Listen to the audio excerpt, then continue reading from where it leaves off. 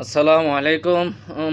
আমার গে বিউজার গে বাইর আমার গে কলিজার গে পানপিও গে বাইরা গে পদা আন গে মন্ত্রী কে নিয়ে গে নাতুল্লাহ গে আব্বাসি হুজুর গে যেই কথাটা বললো গে আমরা দর্শকের জন্য অনেক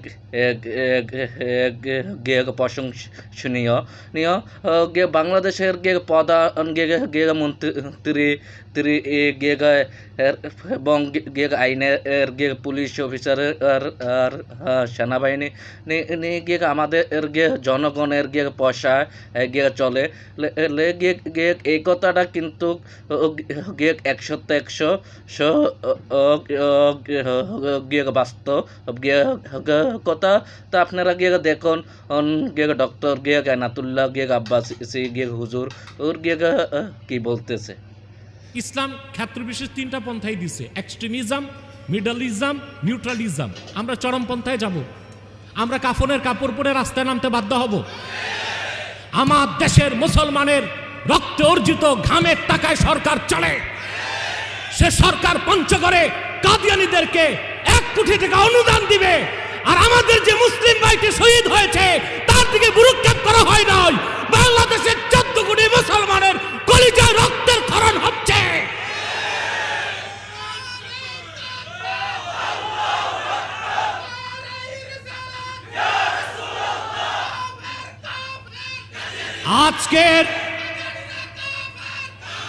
আজকের এই জাতীয় ইফতার মাহফিল থেকে ঘোষণা করছি, যারা পঞ্চগড়ে আন্দোলন শুরু করেছে তাহরিকে খাতমে নবুয়ত বাংলাদেশ পঞ্চগড় শাখা, অন্যান্য মাসলাকগুলো করেছে, সংগঠনগুলো করেছে, আপনারা রোজার দিন মানুষগুলোকে ধরপাকড় করে কাদিয়ানীদের পক্ষ নিচ্ছেন। একজন মুসলমানকে আর গ্রেফতারের চেষ্টা করবেন না। যদি করেন তাহরিকে খাতমে নবুয়ত সারা বাংলাদেশে আন্দোলনের ডাক দিবে। আগামী নির্বাচনের আগে কাদিয়ানীদেরকে রাষ্ট্রীয়ভাবে অমুসলিম ঘোষণা করুন। আপনারা সংবিধান পালন করেন না কেন? সংবিধানের দোহাই দেন। আপনাদের রচিত সংবিধান, সে সংবিধান পড়ুন। সরকারকে বলছি, সংবিধানটা রক্ষা করুন। এই সংবিধানেই 2য় অনুচ্ছেদ দ্য স্টেট রিলিজিয়ন, এই অনুচ্ছেদে আপনারাই আইন বানাইছেন সংসদে। সেখানে লিখেছেন, the state religion of the Republic is Islam, but the state shall ensure equal status and equal right in the practice of the Hindu, Buddhist, Christian and other religions. প্রজাতন্ত্রের রাষ্ট্রধর্ম ইসলাম, তবে হিন্দু, বৌদ্ধ, খ্রিস্টান সহ অন্যান্য ধর্ম পালনে রাষ্ট্র সমমর্যাদা ও সম অধিকার নিশ্চিত করবে।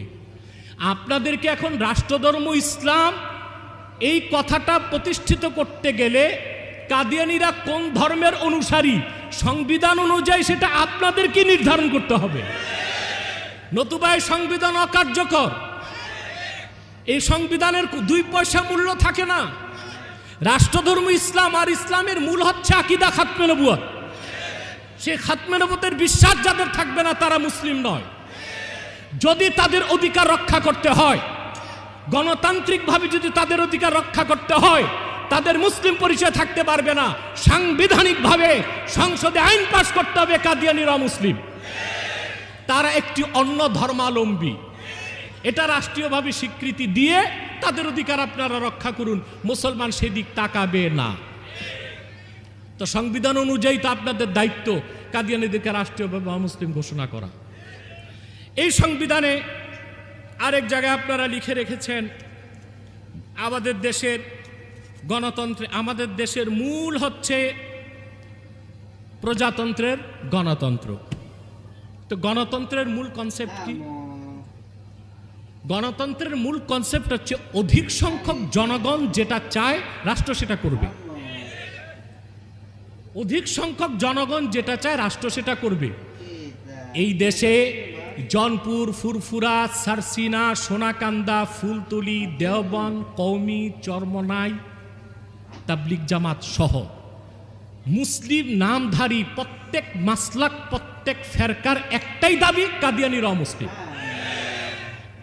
50 বছর যাবৎ তারা এবং যত রাজনৈতিক দল আছে, জামাত ইসলামী, খেলাফত মজলিস, খেলাফত আন্দোলন, এমনকি বিএনপি, আওয়ামী লীগ, জাতীয় পার্টির মুসলিম যারা, তারাও চায় কাদিয়ানীদেরকে রাষ্ট্রীয়ভাবে অমুসলিম ঘোষণা করা হোক।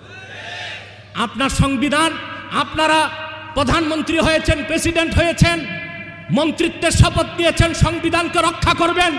সংবিধান গণতন্ত্রকে প্রতিষ্ঠিত করেছে। গণতন্ত্রের মূল কনসেপ্ট হচ্ছে অধিক সংখ্যক জনগণের সিদ্ধান্তকে রাষ্ট্র আইন হিসেবে গ্রহণ করবে। তাহলে এই দেশের 14 কোটি মুসলমানের দাবি হিসেবে আপনাদেরকে মেনে নিতেই হবে, কাদিয়ানীদেরকে রাষ্ট্রীয়ভাবে অমুসলিম ঘোষণা করতেই হবে, করতেই হবে। যদি না করেন, আপনাদেরকে তার চরম মাসুল দিতে হবে দুনিয়ায় এবং আখেরাতে।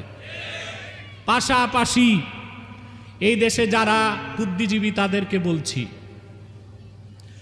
তোমাদের দালালি কোনো কাজে আসবে না। বুদ্ধিজীবীরা কাদিয়ানীদের পক্ষে যদি দালালি করো, তোমাদেরকে টকশোতে ল্যাংটা করা হয়েছে, এরপর ল্যাংটা করা হবে পথে ঘাটে। পাশাপাশি যারা স্যাটেলাইট চ্যানেলগুলোতে কাদিয়ানীদের পক্ষে দালালি করে, বিবিসি বাংলা সহ যত চ্যানেল কাদিয়ানীদের পক্ষে দালালি করে, তাদের কথা প্রচার করে, এই চ্যানেলগুলোকে আমরা আনসাবস্ক্রাইব করব আজ থেকে। এগুলো বয়কট করুন। পাশাপাশি কাদিয়ানীদের যত পণ্যদ্রব্য আছে, প্রাণ, সিজান, আরএফএল, প্রথম আলো, ডেলি স্টার, কালের কণ্ঠ, এগুলোকে ঘৃণার সাথে বর্জন করুন। পরিশেষে একটা কথা বলবো, এদেশে যারা ইসলামের ব্যানারে রাজনীতি করেন, আপনাদেরকে আমি আধ্যাত্মিকতার দৃষ্টিকোণ থেকে একটা কথা বলবো। আমি জানি না আপনারা আধ্যাত্মিকতাকে বিশ্বাস করেন কিনা।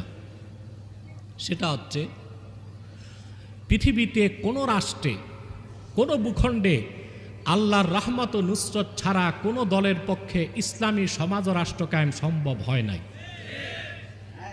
তা আপনারা অনেকেই বহুবার সংসদে গিয়েছেন, একবারও তো কাদিয়ানীদেরকে অমুসলিম ঘোষণার বিলটা সংসদে তুলেন নাই। এই খেসারত আপনারা এখন দিচ্ছেন। অতএব এখন থেকে আসুন সবাই তওবা করি। আমরা যারা অরাজনৈতিক আছে, বিশেষ করে আমি আগেও বলেছি, তাহরিকে খাতমে নবুয়ত বাংলাদেশ নিরবিচ্ছিন্নভাবে 1.5 যুগ যাবৎ খাতমে নবুয়তের আন্দোলন করে যাচ্ছে। শুধু বছরে একটা প্রোগ্রাম দিয়ে ক্ষান্ত হয় না। এখানে যত কর্মী দেখতে পাচ্ছেন, খাতমে নবুয়তের বিভিন্ন জেলা ও থানা, সব জেলা তো ডাকি নাই, বিভিন্ন আশপাশের, ঢাকার আশপাশের দায়িত্বশীলরা এসেছে। কেউ ব্যবসায়ী, কেউ চাকরিজীবী, কেউ শ্রমজীবী, কেউ কৃষিজীবী। আমাদের সংগঠনের নেতৃত্বে আলেমরা থাকলো, কর্মী সব জেনারেল। খাতমে নবুয়তের আন্দোলনটা আমরা তৃণমূল পর্যায়ে নিয়ে এসেছি, আলহামদুলিল্লাহ। আর তৃণমূল পর্যায়ে জন্মগত সব মুসলমানই খাতমে নবুয়তের কর্মী হয়েই আছে।